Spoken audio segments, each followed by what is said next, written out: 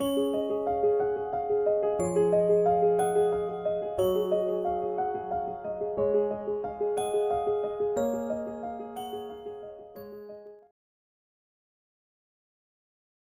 पहले तो आप सभी का स्वागत है। और तो मैं ये कह रहा था कि जब बॉडी सिस्टम के जो अलग अलग ऑर्गन्स में स्पेशलाइज्ड या स्पेसिफिक काम करने के लिए जब भी अपने आप को एकोमोडेट करते हैं तो एक सिस्टम बन जाता है, ऑर्गन्स का समूह बन करके एक सिस्टम के रूप में काम करते हैं।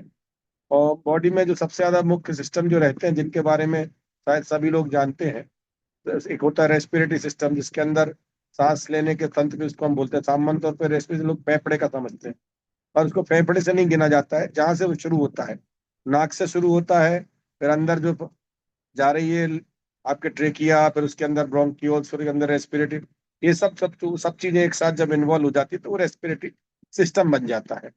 ऐसे एलिमेंट्री सिस्टम, जिसको कि हम सामान्य तौर पे आंतों का सिस्टम मान लेते हैं। अब देखा जाए जब सिस्टम की बात करेंगे तो इंटेस्टिन उसका एक पार्ट। एलिमेंट्री सिस्टम में यहाँ से हमारे मुंह से शुरू हो जाता है कि जैसे हम मुंह में पहला कॉर्ड डालते हैं, हमारा मुंह होता है, उसमें सैलारी ग्लैंड्स जो लार ग्रंथियां होती हैं वो होता है। फिर उसमें ईसोफेगस होता है, इससे हम खाना गुटकते हैं। उससे स्टमक भी होता है, उसके जिसमें खाना जाके इकट्ठा स्टोर होता है। फिर आगे उसका पार्ट ड्यूडिनम होता है। ड्यूडिनम से फिर छोटी आंत जो हम जेजुनम बोलते हैं, फिर उसका एक छोटी आंत का एक और हिस्सा आइलियम बोलते हैं। ऐसे करके तीन हिस्सों में छोटी आंत होती है, ड्यूडिनम, जेजुनम, आइलियम। और उसके बाद वो जा करके फिर बड़ी आंत में खुलता है। बड़ी आंत भी फिर उसको तीन से उसको वर्टिकल सिस्टम, हॉरिजॉन्टल सिस्टम और lower system, descending system, ascending, जो नीचे से ऊपर जा रहा है वो रहती है असेंडिंग, फिर हॉरिजॉन्टल, फिर नीचे की तरफ जो आता है डिसेंडिंग, कोलोनिक सिस्टम बोलते हैं। फिर वो जाके अल्टीमेटली एनस लास्ट में रेक्टम से जाके खुलता है। तो ये पूरा सिस्टम मुंह से लेकर के, यानी भोजन ग्रहण करने से मल निकलने तक का जो सिस्टम इन्वॉल्व हो, वो उसको एलिमेंट्री सिस्टम या आंतों से रिलेटेड सिस्टम बोलते हैं। ऐसे सर्कुलेटरी सिस्टम जो सबसे ज्यादा ब्लड प्रेशर के बारे में या हार्ट के बारे में, हार्ट अटैक के बारे में, या जो आजकल कार्डियक अरेस्ट के बारे में जब बात करते हैं, तो ये सर्कुलेटरी सिस्टम के अंतर्गत आ जाता है। जिसमें हार्ट होता है, उनकी जो नलियां होती हैं, जिसमें बड़ी नली से लेकर छोटी नलियां तक जो होती हैं, यानी एओर्टा से शुरू होकर के स्मॉलेस्ट कैपिलरीज के तक जो हम आ जाते हैं। और फिर यहाँ से जो ब्लड आता है, साफ शुद्ध ब्लड, एओर्टा से होता हुआ कैपिलरीज में, फिर वहां से वापिस विन्यूल्स के साथ होता हुआ जब वापिस इंफीरियर वेना कावा से होता है, हार्ट में जाता है। ये पूरे सिस्टम को हम कार्डियोवेस्कुलर सिस्टम या सीवीएस सिस्टम बोलते हैं। इसी तरह से जब हम अभी जैसे शुरुआत में हमने फेफड़े या श्वसन तंत्र के बारे में या रेस्पिरेटरी सिस्टम के बारे में बोला था, उसमें हमारे नाक से शुरू होता है, सांस लेने से लेके अंदर ट्रेकिया, ट्रेकिया के बाद मेन ब्रोंकस दोनों तरफ के, फिर राइट और लेफ्ट में जो डिवाइड होते चले जाते हैं। फिर उनसे भी छोटे छोटे छोटे छोटे, और लास्ट का जो पोर्शन होता है एल्वियोलाई होते हैं, जहाँ सरफेक्टेंट लेयर होती है, जहाँ से कि हमारा ऑक्सीजन और कार्बन डाइऑक्साइड का एक्सचेंज होता है, जिससे कि हम शुद्ध वायु को हम अपने शरीर को दे पाते हैं और अशुद्ध वायु को हम बाहर निकाल पाते हैं। अब मगर अब हम सोचें कि सिर्फ सर्कुलेटरी सिस्टम अकेला सफिशिएंट है, तो हमारे जीवन के लिए अकेला सर्कुलेटरी सिस्टम भी जरूरी है, पर साथ में रेस्पिरेटरी सिस्टम नहीं होगा, हमारा ब्लड शुद्ध कहाँ से होगा। तो इसलिए मैं जो कह रहा था कि एक अकेला सिस्टम, बॉडी में है सिस्टम अलग अलग, और सभी सिस्टम एक दूसरे से कोऑपरेशन पे काम करते हैं, और उन्हीं कोऑपरेशन से हमारी जिंदगी या लाइफ बची रह पाती है और खत्म होती है। यदि हम कहते हैं ना कि साहब हमारे सिर्फ हार्ट मजबूत हो, तो हार्ट मजबूत नहीं, उतने ही मजबूत आपके फेफड़े भी होना चाहिए, उतना ही मजबूत आपका पाचन तंत्र भी होना चाहिए, उतना ही मजबूत आपका मस्कुलो स्केलेटन सिस्टम, या जिनको हम मांसपेशियां और हड्डियां जिनको बोलते हैं, वो सिस्टम भी मजबूत होना चाहिए। और सबसे ऊपर इन सभी सिस्टम का जो मास्टर ब्रेन, वो हमारा स्वस्थ होना चाहिए, इसमें पॉजिटिविटी ज्यादा होना चाहिए और नेगेटिविटी कम से कम होना चाहिए। जब हम सीएनएस की बात करते हैं, सेंट्रल नर्वस सिस्टम के अंतर्गत, अकेला दिमाग नहीं होता है। उसमें दिमाग के साथ साथ जो हमारे स्पाइनल कॉर्ड होता है, उसके अंदर से पूरा गुजरते हुए लास्ट तक जो हम कोशिक्स तक जाते हैं, उसके बीच में जो हम इनको आप लोग वर्टिब्रा या कशेरु या पीछे बोन की हड्डियां बोलते हैं, वो एक सुषुम्ना नाड़ी जिसको स्पाइनल कॉर्ड, उसको पूरा प्रोटेक्ट करती है। उसमें से दोनों वर्टिब्रा के दोनों तरफ से अलग अलग हिस्से की नर्व्स निकलती रहती हैं, जिन नर्व्स के द्वारा हमको सेंसेशन होता है, जिनके द्वारा हमारे हाथ पैर काम करते हैं, जिसको हम मोटर सिस्टम करते हैं। सेंसिंग सिस्टम से हमको संवेदना होती है, चाहे गर्म है, ठंडा है, चिकना है, खुरदरा है, इस तरह के जो हम सेंसेशन जो आते हैं, वो हमारे सेंसरी सिस्टम से आते हैं। ये सिस्टम जो सेंसरी सिस्टम, मोटर से हमको बाहर काम करते दिख जाते हैं हमारे पर अंदर एक ऑटोनॉमिक नर्वस सिस्टम होता है, सिंपैथेटिक, ऑटोनॉमिक, पैरासिम्पैथेटिक। तो वो जो जो हाथों के ऊपर काम करता है, हार्ट के ऊपर काम, जो हमको दिखते नहीं, पर अंदर उनका काम लगातार चलता रहता है। कुछ सिस्टम का काम उद्दीपन या स्टिमुलेशन का होता है, कुछ सिस्टम उसमें जो हार्मोन्स या जिस तरह की चीजें रहती है वो आपके डिप्रेशन का काम करती है, हार्ट रेट बढ़ाना घटाना, इसके बाद उनका ब्लड प्रेशर बढ़ना घटना। इस तरह की बहुत सारी जो बीमारियां होती हैं, जो हमारे सर्कुलेटरी सिस्टम से जुड़ते हुए, नर्वस सिस्टम से जुड़ते हमारे शरीर के ऊपर बहुत सारे प्रभाव डालती हैं। इसके बाद जो एक होता है स्किन सिस्टम, अपने आप में जो हम पूरी बॉडी को प्रोटेक्ट करने वाली जो एक्सटर्नल लेयर होती है, उसको हम स्किन बोलते हैं, चर्म जिसको। यदि चमड़ी हमारे शरीर से हटा दिया जाए तो हमारे शरीर बहुत ज्यादा बीभत्स दिखने लगेगा। और ये हमारे शरीर के पूरे सिस्टम को सपोर्ट करती है, और सब पूरे सिस्टम को अपनी जगह पे रखने में, मौजूदा तत्वों को शरीर से बाहर निकालने में, जिसको हम पसीना, जैसे गर्मी आ गई है, बहुत ज्यादा पसीना आता है। आप देखिए पसीना जब आता है तो हमारे खाल के जितने भी लाखों करोड़ों जो रंध्र हैं, जहाँ से हेयर फॉलिकल्स भी निकलते हैं, उसमें बारीक बारीक छेदों, जिनसे स्वेट ग्लैंड्स रहती हैं, जिनसे हमारे शरीर की गर्मी, अंदर की गर्मी को बाहर निकालने के लिए पसीने के रूप में बॉडी को ठंडा रख सके। तो ये सब चीजें जो रहती हैं। और जब इस चीज का एप्लीकेबल कहाँ होता है, जब शरीर को लू लग जाती है, गर्मी के दिनों में लू की बंद, अखबार में बहुत पढ़ते हैं, लू लग गई, मरीज मर गए या भर्ती है। उसका अर्थ ये होता है कि बॉडी का सिस्टम जो है, जैसे टेम्परेचर बढ़ता है शरीर की ग्रंथियां खुल जाती हैं, और ज्यादा से ज्यादा खून शरीर के बाहर की तरफ बहना शुरू होता है, जिससे कि बॉडी टेम्परेचर कम हो सके। मगर जब ये सिस्टम फेल हो जाता है बुखार के कारण या ग्लू लगने के कारण, तो बॉडी का सिस्टम का टेम्परेचर बढ़ता जाता है, पसीना आना बंद हो जाता है, और बुखार 104, 105, 106, कई बार 108 तक पहुंच जाता है। कई बार मरीजों की इसमें मृत्यु भी हो जाती है। तो इस तरह के एक लिम्फेटिक सिस्टम होता है, इसके बारे में बहुत कम चर्चा होती है, जो पूरे शरीर के सर्कुलेशन को, सीएसएफ वगैरह को, लिम्फ नोड, लिम्फेटिक वेसल्स वगैरह, जिस तरह खून की नल और नसें होती हैं, उस तरह लिम्फेटिक सिस्टम भी उसी तरह से काफी कुछ एलाबोरेटेड होता है। फिर एक यूरिनरी सिस्टम की आजकल बहुत बात चलती है कि साहब उसकी किडनी फेल हो गई है, या उनको पेशाब कम आ रही है, या उनका प्रोस्टेट बढ़ गया है। कई तरह के टर्मिनोलॉजी आजकल हर आदमी को सुनने में आ जाती है कि साहब उनकी किडनी फेल हो रही है, किसी को डायलिसिस हो रही है। तो किडनी अकेली एक पार्ट होता है यूरिनरी सिस्टम का। किडनी के साथ, उसके साथ यूरेटर भी होते हैं, यूरेटर के साथ यूरिनरी ब्लेडर भी होता है, फिर ब्लेडर से बाहर निकालने के लिए यूरेथ्रा भी होता है। एक सिस्टम पूरे के पूरे, जब यूरिनरी सिस्टम की बात करेंगे तो उसमें किडनी भी आएगी, उससे रिलेटेड जितने भी ऑर्गन साथ में एक दूसरे से जुड़े हुए हैं, उनके बारे में जब बात की जाती है। ऐसे शरीर में एक एंडोक्राइन सिस्टम होता है, जिनको हम अंतःस्रावी ग्रंथियों के साथ जो सीक्रेशंस होते हैं, जो हमारे शरीर के हार्मोन्स जो बनते हैं, वो एंडोक्राइन ग्लैंड से बनते हैं, जो हमारे शरीर के हलन चलन से लेके, हमारे भोजन के पाचन से लेकर के, और हमारे जो थायराइड है, या आप देखिए ग्रोथ जो शरीर की ग्रोथ है, ये सब ग्रोथ हार्मोन्स होते हैं बॉडी में। कई लोग आप देखिए कि शरीर उनके वामन अवतार, यानी अपन वो छोटा सा बच्चा रह गया, तो वो उनके शरीर की कई बार बचपन से यदि हाइपोथायराइड है या थायराइड की कमी है, तो बच्चे की ग्रोथ प्रॉपर नहीं हो पाती, इसको क्रेटिनिज्म भी बोलते हैं। शरीर बहुत ज्यादा मोटा स्थूल हो जाता है, मिक्सोडीमा जिसको बोलते हैं।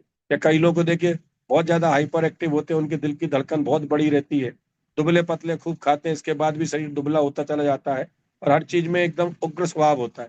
उसको हम हाइपर थायरॉइडिज्म बोलते हैं, या ग्रेव्स डिजीज बोलते हैं, आंखें बड़ी बड़ी हो जाना इस तरह से।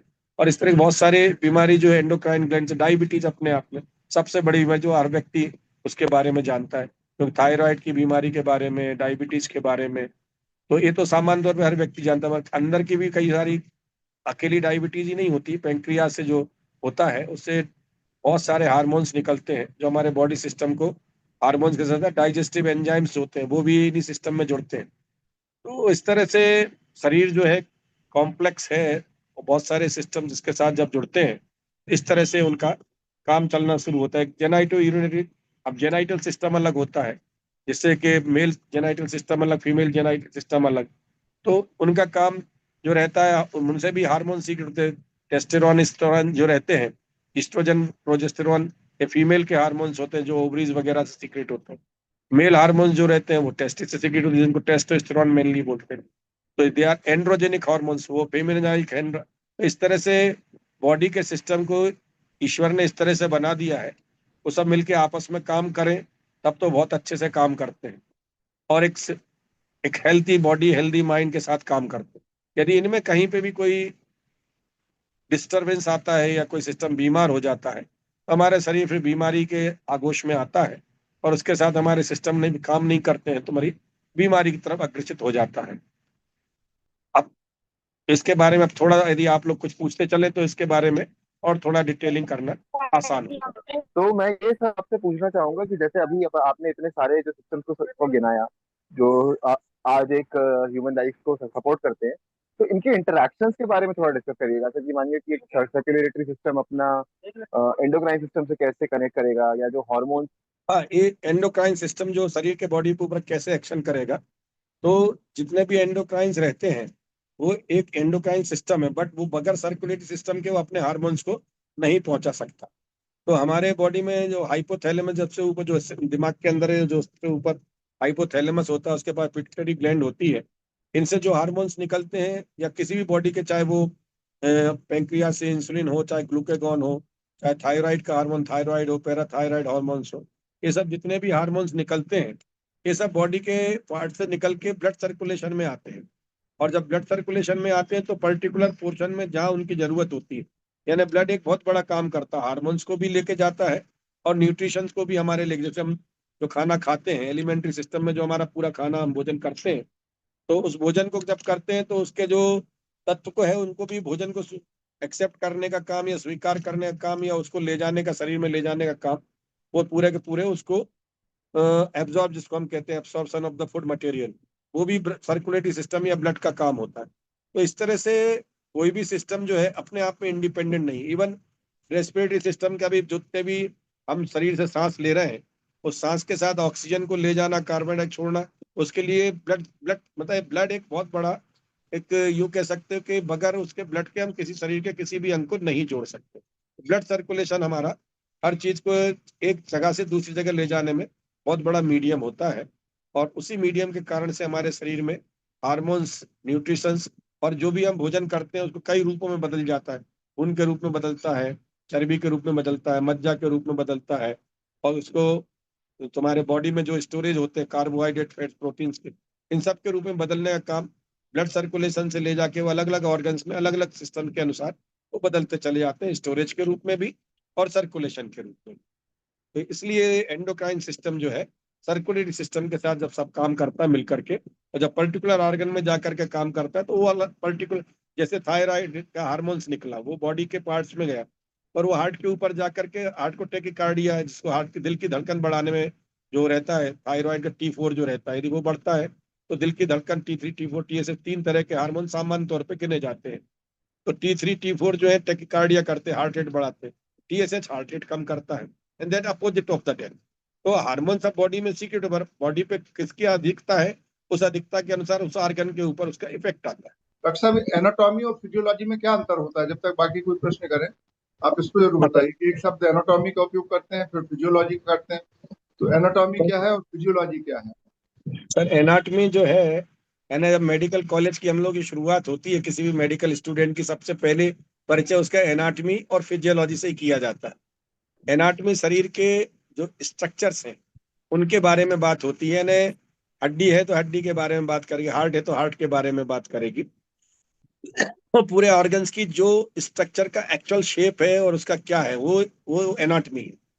और वो कैसे काम करता है दैट इज फिजियोलॉजी, यानी वर्किंग। ऑर्गन, ऑर्गन का जो स्ट्रक्चर है दैट इज एनाटॉमी। कोई भी ऑर्गन, मतलब वो हड्डी भी हो सकती है, वो थायराइड भी हो सकता है, वो पेंक्रियाज भी हो सकता है, कि पेंक्रियाज इस तरह का होता है, स्टमक इस तरह का होता है, तो वो ऑर्गन का जो शरीर का आकार है या जो उसका कॉन्स्टिट्यूशन संगठन के रूप में जब हम बात करेंगे तो वो एनाटॉमी हो जाएगी। और जब वो ये संगठन काम कैसे करता है या इसका, वो है फिजियोलॉजी। और इसके दो सबसे आगे उसके क्या सबसे बड़े एडवांटेज जो इसलिए पढ़ाए जाते हैं फर्स्ट ईयर में, एनाटॉमी एक डेढ़ साल तक एनाटॉमी फिजियोलॉजी, कि इसी के आधार पे पूरी दुनिया का जो भी इलाज होगा वो इन्हीं एनाटॉमी फिजियोलॉजी के बेस पे होगा। जब हम इसकी अप्लाइड एनाटॉमी के जब बात करते हैं तो वो सर्जिकल बन जाता है, और जब और फिजियोलॉजी के बारे में जब हम बात करते हैं तो मेडिसिन की तरफ चली जाती ज्यादातर चीजें। ये सब्जेक्ट इस तरह से एनाटॉमी, यानी उन्होंने कहा कि ब्लड, जैसे आप कभी सोच भी नहीं सकते, हड्डी की ब्लड सप्लाई की एक अलग से ब्लड वेसल होती है, बहुत बारीक होती है। अब उसका मुंह नीचे की तरफ से आता है कि ऊपर की तरफ से आता है, बोन के, यदि आप बोन कभी देखेंगे तो बोन के सेंटर में जाके बीच में जो शेफ्ट होता है उसमें एक अलग से आर्टरी जाती है। तो जो जितना भी शरीर में खून बनना है वो हड्डियों के अंदर बनना है, जिसको हम बोन मैरो बोलते हैं। और सबसे ज्यादा खून बनने का जो रहता है वो सब शुरुआत में तो स्टर्नम, जो सामने हमारे मिड वाली जो हड्डी जिसको बोलते हैं, स्टर्नम है, इलियक क्रेस्ट है, बोन्स है, फीमर है, टीबिया है, इन सब में बनता है।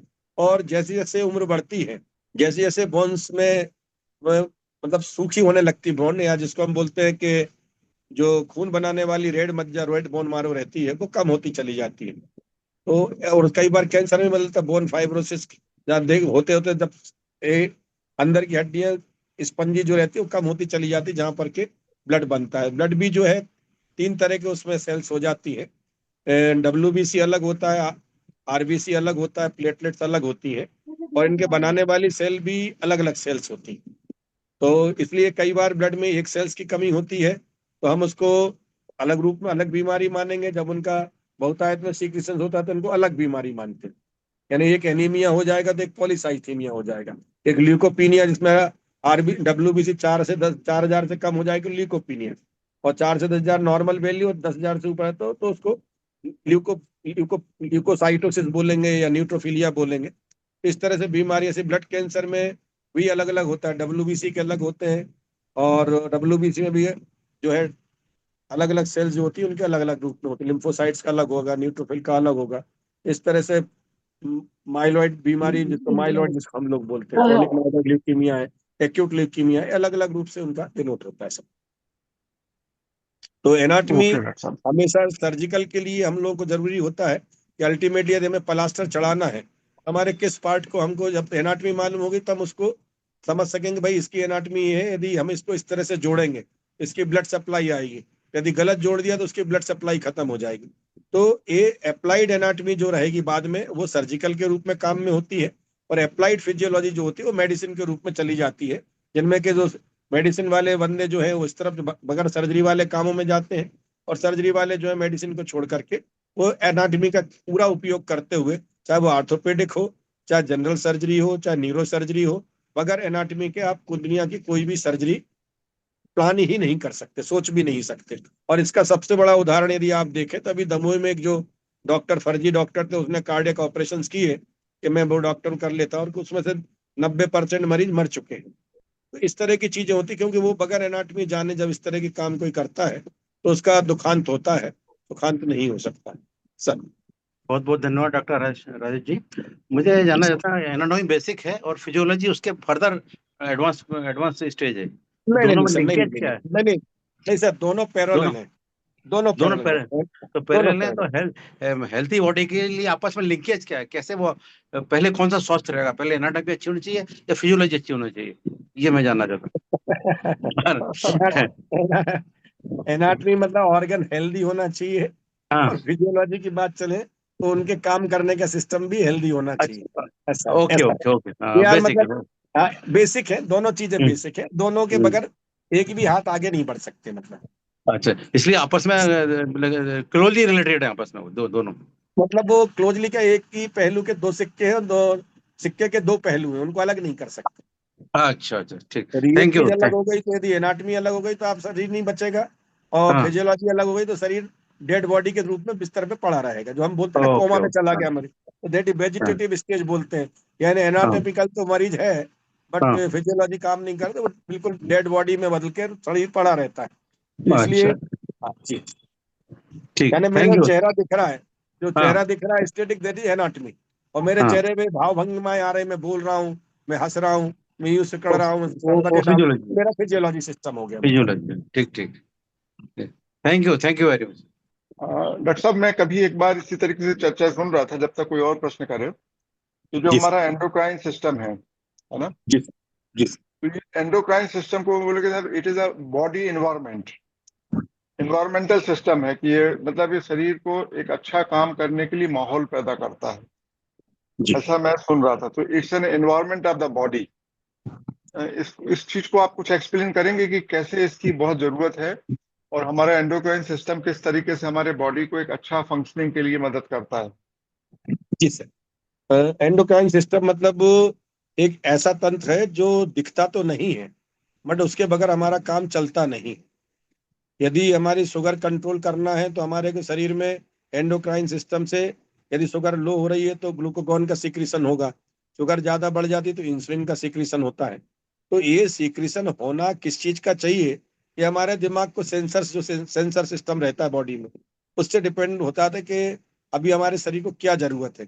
कई बार आप देखिएगा कि एकदम से आदमी कोई झगड़े झांसे की होता है तो आदमी का दिल का धड़कना बहुत तेज तेज शुरू हो जाता है।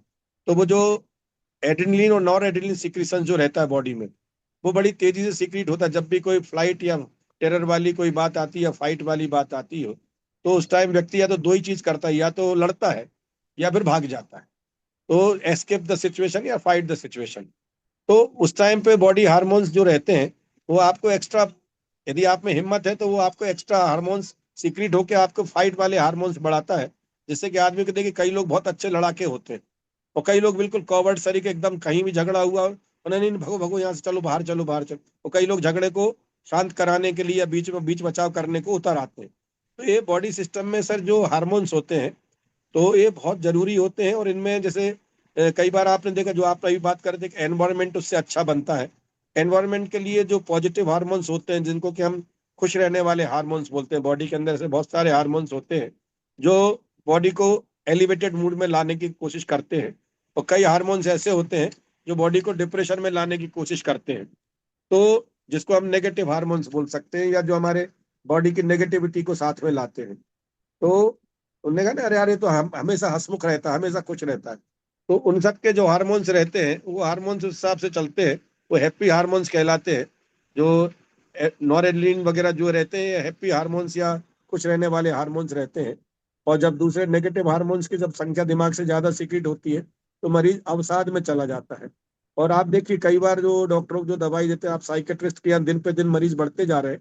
तो हमारा एनवायरनमेंट जो जो हम लोग पहले फ्रेंडली एटमोसफियर ज्यादा हुआ करता था, अब वो होस्टाइल एनवायरनमेंट में बदलता चला जा रहा है।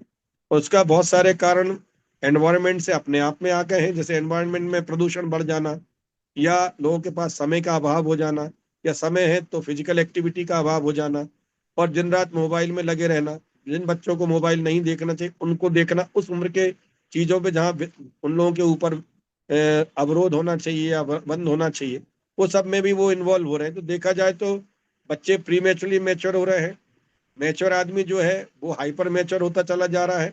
और इसलिए दिन पे दिन एनवायरनमेंट में आप देखिए सर, आप तो आईएएस ऑफिसर भी रहे हैं और आप कमिश्नर से भी रिटायर हुए हैं।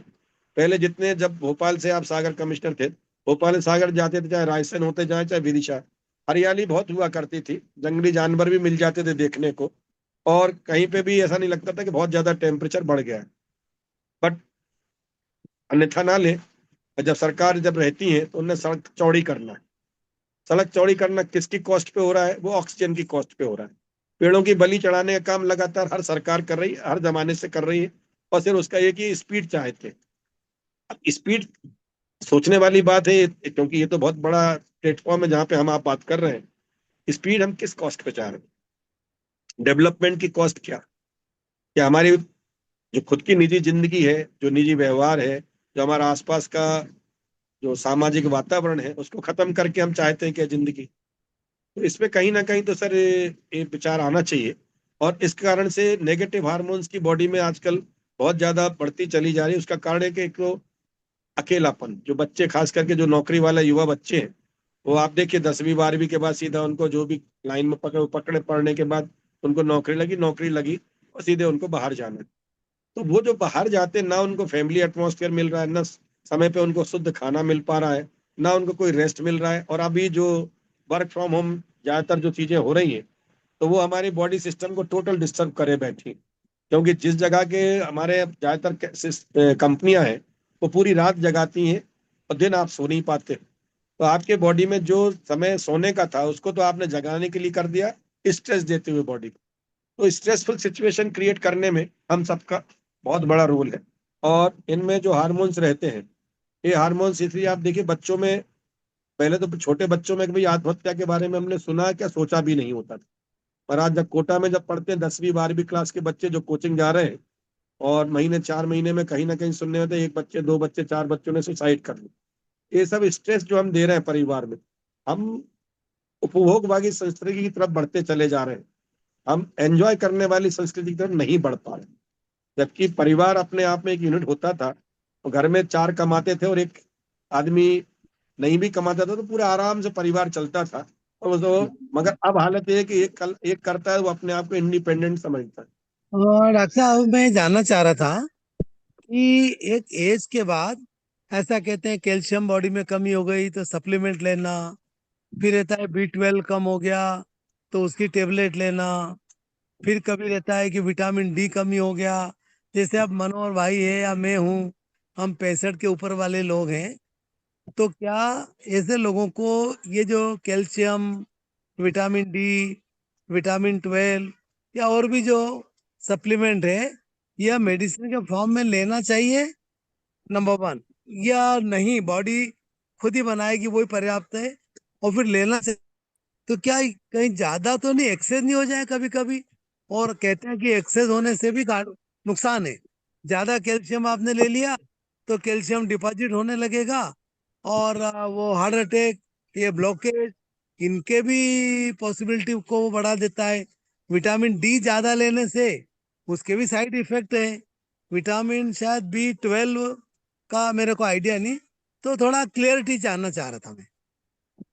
देखिए, आपका थोड़ा वैलिड क्वेश्चन है कि जैसे जैसे एज बढ़ती है तो हमें ज्यादातर डॉक्टर लोग या देखा जाए तो आजकल जो पैथोलॉजी वाला जो काम शुरू हो गया है, और ये चीज मैंने देखी है, ऐसा लगता है कि विटामिन डी चाहे आदमी कितना ही धूप में घूम रहा हो उसका भी विटामिन डी कम ही आता है।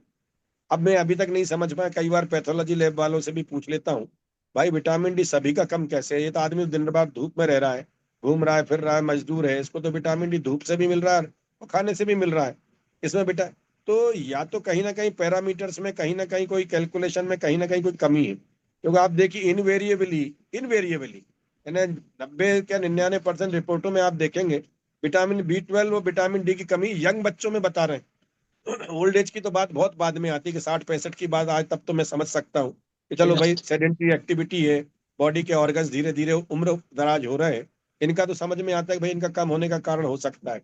और उनका लेना भी, उनको सप्लीमेंट की बात जहां तक आती है तो बहुत ज्यादा रेगुलर सप्लीमेंट तो नहीं लेना चाहिए, कोशिश करना चाहिए हमारा डाइट के अंदर ही इस तरह से थोड़ा हम चेंज कर सकें जिससे कि हमको कैल्शियम, विटामिन डी, ये सब हम अपने, जैसे दूध में विटामिन डी होता है, कैल्शियम होता है, या सीताफल के अंदर खूब विटामिन डी होता है, बी के अंदर विटामिन सी भी होता है, कैल्शियम भी होता है। सॉरी। तो फूड के अंदर यदि हम अपने फूड को उसको रिवाइज करते हैं, जो हमारी इनटेक है, सॉरी, तो वो ज्यादा बेहतर है बजाय हम डाइटरी रूप में लें तो वो थोड़ा नुकसान। क्योंकि हम सोचें कि कैल्शियम जो हम ले रहे हैं टेबलेट फॉर्म में तो पूरा ही एब्जॉर्ब हो जाता है, तो ऐसा नहीं है। उसमें से बहुत कम पोर्शन जो है बॉडी में एब्जॉर्ब होता है और मैक्सिमम पोर्शन कई बार एक्सक्रीट हो जाता है। इसलिए आप कई बार टेबलेट पे देखिए 1250 mg कैल्शियम, एलिमेंटल आयरन 500 लिखा रहता है, यानी 1250 mg हम दे रहे हैं और उसमें से काम 500 mg ही आना है। ऐसे विटामिन डी धूप में होता है, मॉर्निंग वॉक पे तो सामान्य तौर पे सभी लोग जाते हैं, खास करके मैंने पुरानी पीढ़ी, जो हम आप वाली पीढ़ी में हम अपने आप को पुरानी मानते, मैं भी क्योंकि 63 का हो गया हूँ, आपकी उम्र के आसपास चल रहा हूँ, तो थोड़ा जी। मॉर्निंग वॉक हम लोगों के टाइम पे तो कंसेप्ट है। बट उन बच्चों का क्या करोगे जो पूरी रात जग के पूरा काम कर रहे हैं दुनिया भर के कंपनीज का, और सुबह 10 बजे 11 बजे सो के उठेंगे, उनको कहाँ से दोगे? प्रॉब्लम अब जो हमारे आपके टाइम तक तो रुपया जी बहुत अच्छे से चल रहा है। आई एम जी। अफ्रेड ऑफ कि जो नई जनरेशन आने वाली है उसके साथ क्या होगा, क्योंकि उनका अपने बायोलॉजिकल जो सिस्टम था पूरा डिस्टर्ब करते चले, सर्केडियन रिदम जो थी। डॉक्टर साहब बीच में मैं थोड़ा सा मतलब ये जो रूपला जी जानना चाह रहे हैं कि यदि रिपोर्ट में कमी आ गई तो विटामिन डी लेना चाहिए कि नहीं लेना चाहिए एज अ हाँ। सप्लीमेंट, इस पर आपसे नहीं हम जानना चाह रहे नहीं, विटामिन डी तो लेना चाहिए, क्योंकि आजकल तो बहुत आसान 60,000 टेबलेट जो यूनिट वाली आती हैं, हफ्ते में एक बार लेना सफिशिएंट रहता है, तो वो ले लें। मगर वही वाली बात आ जाती है कि उसका भी एक सिस्टम, जब तक कमी है तभी तक लें, और यदि उस सिस्टम में सफिशिएंट लेवल पर आ गया तो उतना सफिशिएंट है। टॉक्सिक डोज, जैसे आपने भी बोला था कि ज्यादा कैल्शियम ले तो कैल्शियम डिपॉजिट शुरू हो जाएंगे, ऐसे विटामिन डी यदि हम ज्यादा लेते हैं तो हाइपर विटामिनोसिस विटामिन डी जो होता है वो भी टॉक्सिक लेवल पे पहुंच जाता है, वो भी शरीर के लिए घातक है। तो राइट। कोई भी हार्मोन्स या कोई भी टेबलेट्स या किसी भी रूप में कोई भी ली जा रही है, उसका डॉक्टर से जरूर बीच बीच में पूछना जरूरी है। बहुत ज्यादा जांचों के पीछे ना पड़े। मैंने देखा कई लोग हाइपर जांचों की तरफ या अति जांचों की तरफ बार बार जाते हैं, और उससे कंफ्यूजन की स्टेज पैदा होती है। क्योंकि हिंदुस्तानी डाइट इतनी अच्छी डाइट है, इसमें जो हमारी बॉडी के जो एक्चुअल न्यूट्रिएंट्स जो हमें चाहिए वो हमको अपनी बॉडी में मिल जाते हैं सामान्यतः। और इसका सबसे बड़ा उदाहरण रुपया जी और सर, मनोहर दुबे सर, आपसे भी कहता हूँ, जो हमारे माँ बाप थे कोई कोई जांच नहीं कराते थे कभी, और सबने 90 92 93 साल या 95 साल की उम्र पाई है, बगैर कोई जांचों के गए हुए, बगैर किसी दवाई के खाए हुए। तो इससे, और फिर हम जैन मुनियों को देख लें आप, वो कितनी कम दवाइयां वगैरह लेते हैं। उन दवाइयों के रूप में जब आप देखते हैं कि वो बगैर दवाई के पूरा जीवन चला रहे हैं। तो बहुत सारा न्यूट्रिएंट्स की तरफ जब हम जाते हैं जांचों के आधार पर, तो जितना जरूरी है हमें लगता है कि उतना जरूरी तो नहीं है जितना हम खा रहे हैं। कई बार थोड़ा कम ही दवाई लें तो ज्यादा बेहतर है। ये मेरी एज ए पर्सनल एडवाइस है। एज ए डॉक्टर के रूप में तो मेरे को ये कहना पड़ेगा कि जितना कम आ रहा है तो साहब आपको लगातार दवाई लेना है। एज ए डॉक्टर मैं बोलूँ, एज ए पर्सनल एडवाइजर की जो बात चलेगी, तो मैं कहूंगा कि मेडिसिन से ज्यादा अपने भोजन में चेंजेस करते हुए उसको लें। थैंक यू डॉक्टर साहब, बहुत बढ़िया। सब नमस्कार हाँ, डॉक्टर बोलिए। साहब।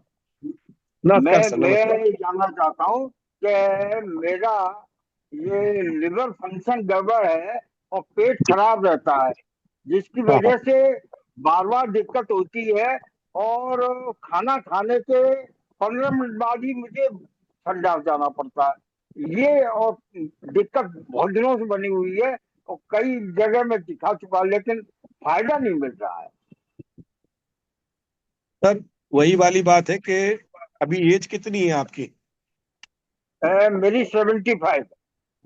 हाँ, तो एक्चुअली वही वाली बात आ रही थी कि शरीर का जो डाइजेस्टिव सिस्टम रहता है, जैसे जैसे एज हाँ बढ़ती है वैसे वैसे आंतें भी शिथिल होती चली जाती हैं। जो हम बोलते हैं ना कि भाई अब बुढ़ापा वक्त है।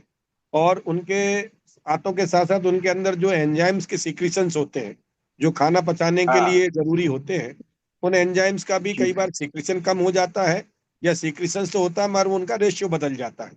यानी जो हमें एंजाइम चाहिए डाइजेशन के लिए, वो पर्टिकुलर 4 एंजाइम मालूम पड़ा 3 तो बढ़ गए और एक घट गया, तो वो मगर उन 3 का भी काम नहीं करने देता चौथा। तो इस तरह से जो बॉडी के अंदर खाना पचाने की शक्ति, हम कहते हैं ना भाई आप कम खाओ, जैसे जैसे उम्र बढ़ती है।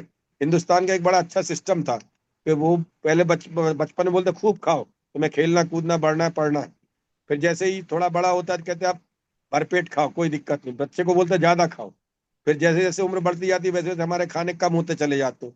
फिर बोलते हैं भैया आप जैसे जैसे उम्र बढ़ी उन्हें भैया आप खाना दिन में खूब अच्छा करें, शाम के टाइम थोड़ा सा लाइट डाइट ले लो। तो बाद में फिर लाइट डाइट चलते, फिर वो लिक्विड डाइट पे ले आते हैं। तो आप थोड़ा सा खाने में फाइबर डाइट थोड़ा बढ़ा दें। कई बार फाइबर्स बढ़ाने से भी बहुत फर्क पड़ जाता है।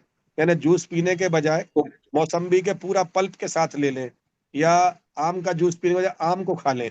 तो उसमें क्या होता है, बॉडी में जो फाइबर जिसको हम बोलते हैं, वो फाइबर पहुंच जाते हैं तो फाइबर वो जाना बिल्कुल। चाहिए।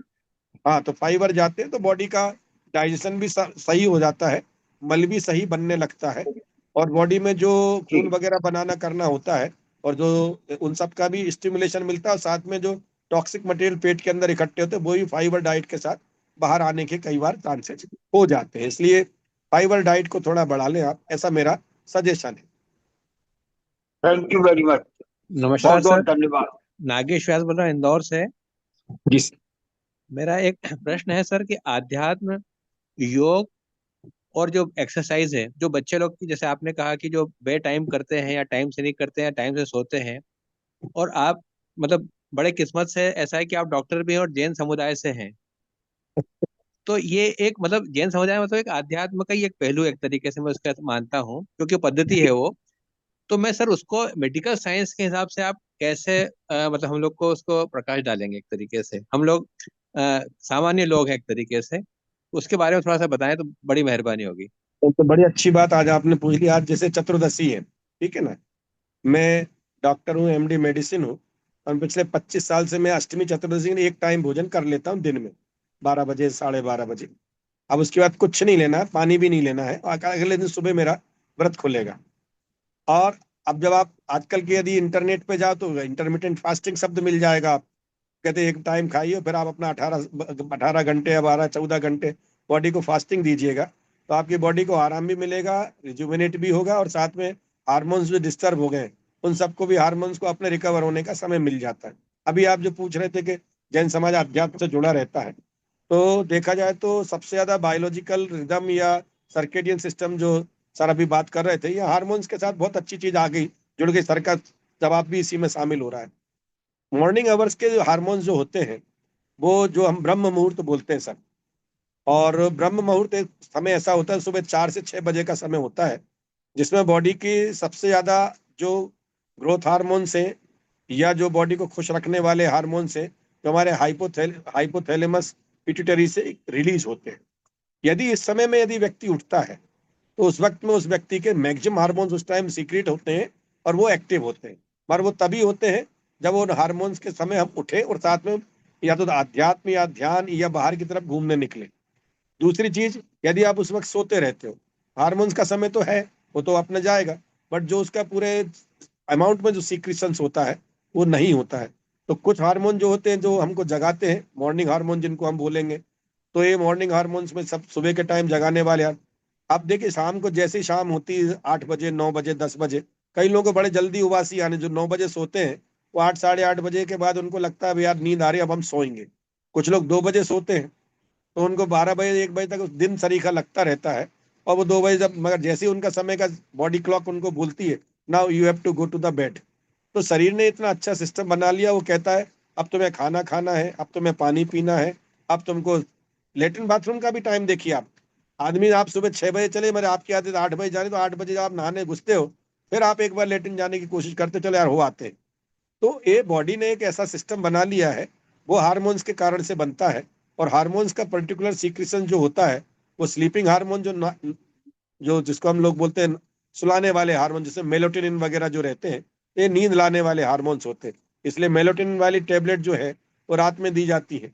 और जो जगाने वाले हार्मोन्स होते हैं वो नॉर एफ्रिन, जितने एफ्रिन है नॉर एफ्रिन से, ये मॉर्निंग आवर में सिक्रीट होते हैं, जिससे बॉडी में फ्रेश ऊर्जा आती है, याददाश्त बढ़ाने की शक्ति मिलती है।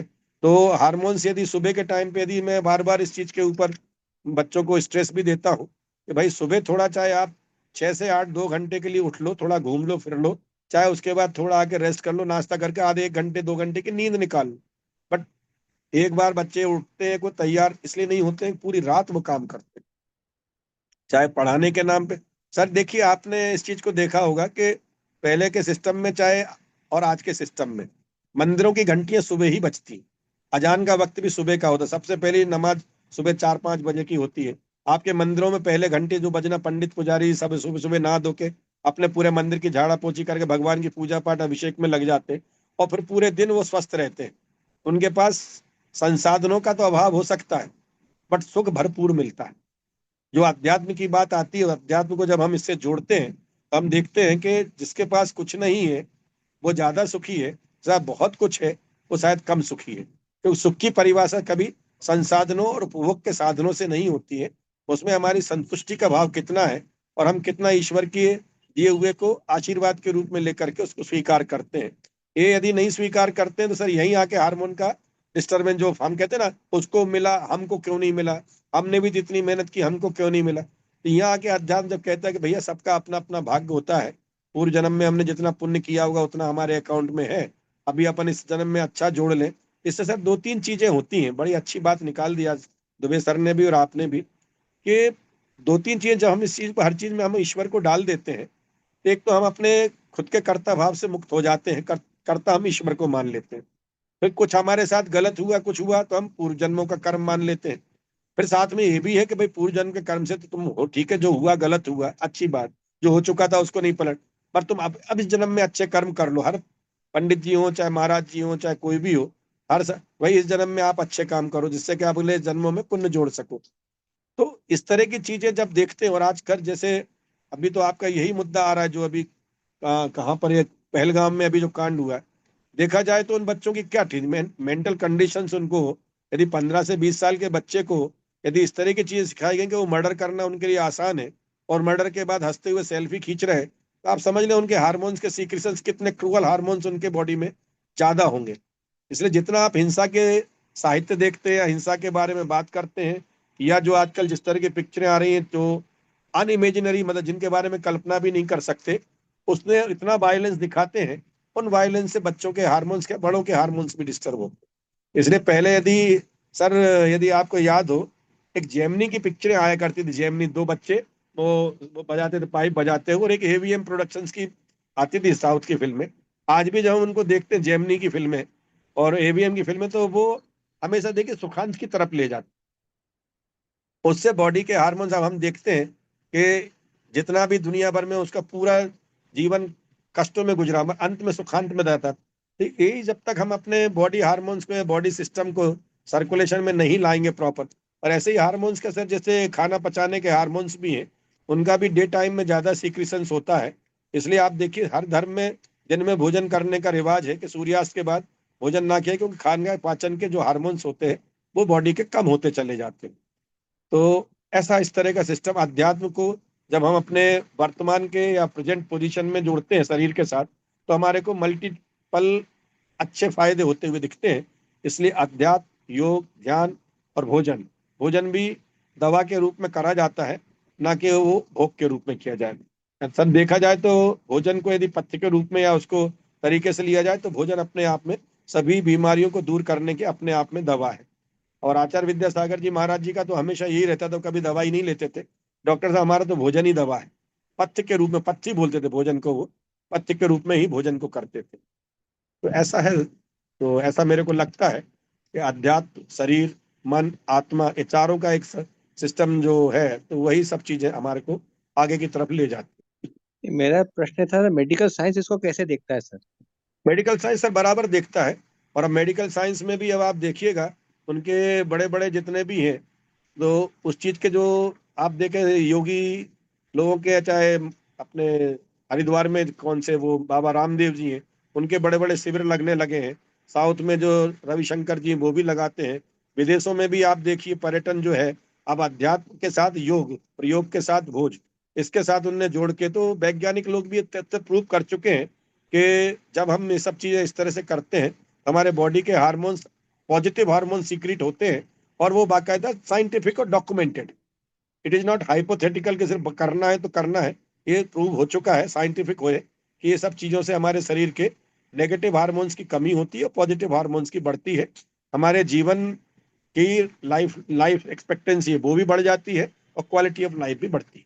और लेकिन आजकल बहुत अधिकतर सारा इस पे मटेरियल मौजूद है जिसको कि आप देख सकते हो, ये सब करने से हमारे बॉडी में क्या चेंजेस आ रहे हैं, और वो डॉक्यूमेंटेड है। हार्मोनल चेंजेस भी, एंजाइमिक चेंजेस भी, बॉडी का मसल मास भी, बॉडी मास भी, इंडेक्स भी, ये सब के रूप में परिवर्तन बाकायदा डॉक्यूमेंटेड है, साइंटिफिक हो चुके हैं। बहुत बहुत धन्यवाद आपका सर, बहुत बहुत धन्यवाद। जी सर। ये चैट बॉक्स में एक सवाल आया है डॉक्टर साहब जी सर। कि which organ is primarily responsible for detoxifying chemicals and metabolizing drugs? ये रवि गोयल जी का सवाल है। गोयल जी, ऐसा है कि लीवर का जो है, शरीर के अंदर जो लीवर सिस्टम है, वो हमारे सभी चीजों के, उनको शुद्ध करने का या उनको डिटॉक्सिफिकेशन का काम लीवर करता है। और वो जो डिटॉक्सिफिकेशन के बाद जो सामान बचता है, जो सामान खराब रहता है, उसको एक्सक्रीशन या फेंकने का काम किडनी करती है। यानी डिटॉक्सिफिकेशन हमारे लीवर में होता है, और एक्सक्रीशन जो है बाया किडनी होता है, गुर्दों के द्वारा होता है।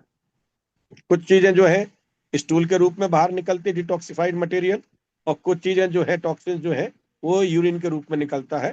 तो ये दो तरह के रूट सामान्य तौर पे होते हैं, जहाँ पे के जो टॉक्सिक मटेरियल, जो बॉडी में से टॉक्सिक मटेरियल को, बॉडी को डिटॉक्सिफाई करता है लीवर, वो इस तरह से बाहर एक्सक्रीशन पे आते हैं। हाँ जी, मैं ये बोल रहा था सर कि जो ह्यूमन सर। बॉडी है जी सर। उसकी इतनी सारी जो मशीन्स हैं, उनका हाँ हाँ। मतलब इतने सारे जो सिस्टम्स हैं, अब इनका इंटरेक्शन जो है, मतलब जैसे आप वही मानिए एंडोक्राइन सिस्टम से जो हार्मोन अपने सेक्रेट होते हैं, जितना अपना डिस्कशन हुआ, वो मिलीग्राम में ही होते होंगे। नहीं नहीं सर, माइक्रोग्राम मिली में भी ज्यादा से होते ज्यादा हैं। ग्राम्स में कुछ। नहीं, ग्राम में तो बहुत कम होते हैं, ग्राम में तो बहुत ज्यादा है। मिलीग्राम क्या, माइक्रोग्राम में होते हैं। ये जितने भी हार्मोन्स रहते हैं, ये माइक्रोग्राम और मिलीग्राम में ही रिलीज होते हैं, और वो माइक्रोग्राम में ही इफेक्टिव होते हैं। बहुत ज्यादा तो मिलीग्राम में भी ज्यादा ही है, माइक्रोग्राम में सीधे निकलते हैं बॉडी से, बहुत कम मात्रा में निकलते हैं, और मगर पूरे शरीर पे उनका एक्शन काफी बड़ा होता है। यानी एक हिसाब से देखा जाए तो एटम बम शरीर के हैं, छोटे से हैं, मगर इफेक्ट पूरे शरीर पे देते हैं। मैंने तो सुन रखा था डॉक्टर हाँ साहब तो माइक्रो अब नहीं नैनोग्राम्स में अभी जो निकलता है वो जितनी तो। भी मेडिकल टेक्नोलॉजी आपकी हाँ, नैनोग्राम में भी निकलते सर, इसीलिए मैंने मिलीग्राम के नीचे ही गया, माइक्रोग्राम, नैनो, मिलीग्राम भी बहुत ज्यादा हो जाता है, ग्राम में तो कभी सामान्य तौर पे, हाँ ग्राम में निकलते हैं। जो खाना पचाने के हार्मोन होते हैं वो 100-200-500 ml भी निकलते हैं, ऐसा नहीं है। प्रोटीन सप्लीमेंट नौजवान खासकर महिलाओं को कौन सा लेना चाहिए? मेरा बड़ा स्पष्ट निवेदन है कि प्रोटीन सप्लीमेंट किसी को भी अलग से नहीं लेना चाहिए। I am repeating again, no protein supplement should be taken without consideration, with the consultation with the doctors, क्योंकि बॉडी में आप जितना खाना खाते हैं वो आपके बॉडी को चलाने के लिए सफिशिएंट प्रोटीन होता है। और जो अभी बॉडी बिल्डिंग या जिस तरह की एक्सरसाइज करने बच्चे जाते हैं जिम्स वगैरह में, वो हाइपर प्रोटीन जो ले रहे हैं, ज्यादा प्रोटीन जो ले रहे हैं, वो बॉडी के लिए बहुत नुकसानदेह है। बॉडी को इतने प्रोटीन्स की जरूरत नहीं होती है। प्रोटीन एक्स्ट्रा मात्रा में न फीमेल को न मेल को लेना चाहिए, क्योंकि प्रोटीन अपने बॉडी में सफिशिएंट है। सबसे ज्यादा बॉडी को जरूरत कार्बोहाइड्रेट की होती है, उसके बाद प्रोटीन्स की होती है, उसके बाद फैट्स की होती है। और हम जब बहुत ज्यादा प्रोटीन लेते हैं तो मसल मास तो बढ़ जाता है और बॉडी बॉडी के सिस्टम्स डिस्टर्ब हो जाते हैं। मैं आपको सर रिपीट कर रहा हूँ, ये ज्यादा प्रोटीन लेने में मसल फाइबर जरूर बढ़ जाते हैं, बट मसल्स रप्चर होने के चांस भी बढ़ जाते हैं। आगे जाके बहुत ज्यादा वेट गेन प्रॉब्लम होने लगती है। किडनी के ऊपर एक्स्ट्रा बॉडी इफेक्ट आते हैं, जिससे किडनी फेलर में या यूरिक एसिड बनने के चांसेस बहुत ज्यादा हो जाते हैं। यहाँ डॉक्टर के तौर पे मैं आपको फिर एक सलाह दे रहा हूँ कि अननेसेसरली किसी भी, ना महिला को, ना पुरुष को, ना बच्चे को, जो कंसेप्ट लेके ये लोग आ जाते हैं जिम वाले, वहां से प्रोटीन पाउडर और ये, कृपा करके इन सब से बचने की कोशिश करें। जो आजकल जो डेथ्स भी हो रही हैं उसका बहुत बड़ा कारण ये भी अपने आप में हाइपर प्रोटीनीमिया, बॉडी के अंदर अति प्रोटीन पहुंचाने का भी नुकसानदेह अपने आप में। हाँ नमस्कार सर, मेरा एक क्वेश्चन है डॉक्टर जय साहब आपसे। मेरी वाइफ सर, को है ना थायराइड है, उनका 50 mcg का टेबलेट चल रहा है बिफोर 3 इयर्स से। तो अब ये ना उनके, अब अभी क्या वो कंटिन्यू चलेगा? जबकि वो नॉर्मल आता है, जब भी हम टेस्टिंग कराते हैं तो वो नॉर्मल आता है उनका यदि थायराइड। थायराइड उनका नॉर्मल आ रहा है, T3 T4 T, क्योंकि हाइपोथायरॉयडम में चलती है आपकी 50 माइक्रोग्राम की आपकी थायरॉक्स टेबलेट। तो यदि उनका T3 T4 TSH यदि पिछले 3 साल से या 6 महीने 1 साल से नॉर्मल आ रहा है तो उसका डोज कम कर दीजिएगा, हाफ कर दीजिएगा, ये एडवाइस है। और अब सर उसको एक समझ 3-4 महीने। जी कि जी, ये बोले। पैरों में बहुत दर्द होता है, नाइट टाइम में पैरों में थोड़ा सा ज्यादा दर्द रहता है, पैरों में थोड़ा सा वीकनेस रहती है, जबकि एच भी सब नॉर्मल आया हुआ है, बट पैरों में दर्द रहता है। पैरों में दर्द रहने के सर बहुत सारे कारण होते हैं। तो अभी एज कितनी है मैडम की? उनके अभी 35। हाँ, 35 है तो उनका सबसे बड़ा B12 और सब नॉर्मल है, जो भी जांच कराई सब नॉर्मल है। B12 का तो नहीं, लेवल यदि नॉर्मल भी है, B12 लेवल यदि कदाचित, तो उससे भी कोई चिंता की बात नहीं है।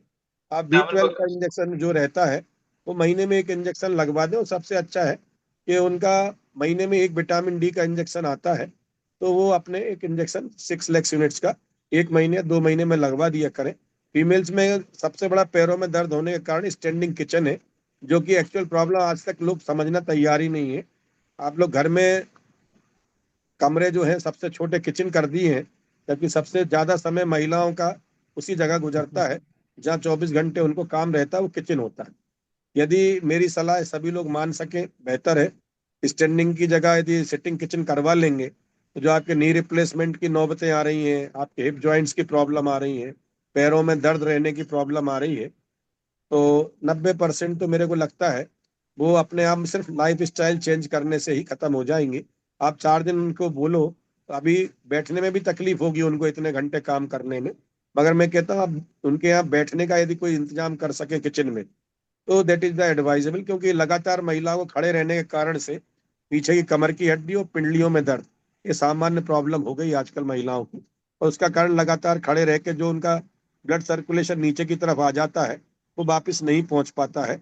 और एक बात और बता दें, जो पेरी काफ मसल्स होती हैं जो पिंडलियों में जो होता है, एक तो होता है हार्ट जो हमारे दिल, जिसको हम दिल बोलते हैं, एक पेरिफेरल हार्ट बोलते हैं जो हमारे पिंडलियों में होता है। और पेरिफेरल हार्ट का काम जैसे दिल के धड़कने का काम, ऐसी पेरिफेरल, जब हम पालथी मार के बैठते हैं उठते हैं तो हमारे पेरिफेरल हार्ट काम करता है, बार बार पिंडली दबती है वहाँ का ब्लड जो है वो सब ऊपर की तरफ आ जाता है, नया ब्लड आता है। तो ये सब जो वजह एक्सरसाइज करने के लिए आप सिटिंग किचन करवा दे तो मेरे को लगता है मैडम को बहुत फर्क पड़ेगा।